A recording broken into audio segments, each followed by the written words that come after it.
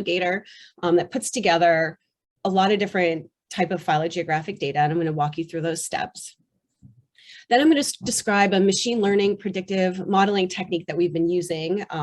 When we have lots of data for thousands of species, it can be a little bit more challenging to analyze.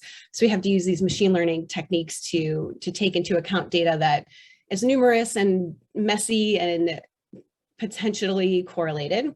And then I'll share with you 2 examples about how we use these data and this machine learning approach to explore hidden diversity in mammals and prioritize conservation efforts in plants. So first, the data.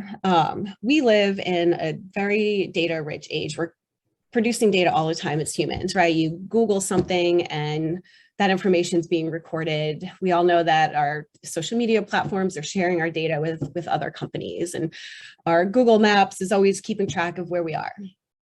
But if we think about like our Google Map data, for example, our own individual Google Map data is kind of boring. But once we put that together in a large volume, it's actually really informative. If you see that red line on your Google Map, you know that you don't want to take that route because it's super busy. It's the same thing in biology, right? If we have one data point where we know a species is found in a particular geographic location, it doesn't really give us a lot of information. But when we start putting data together for lots of species and lots of geographic locations, we can get a lot of information.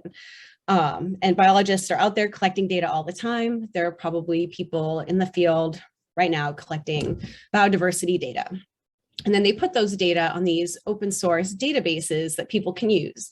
So this one here, this is the Global Biodiversity Information Facility, GBIF for short, and it has almost 2 billion occurrence records. And an occurrence record is basically just information that says this species was observed in this geographic location on this day.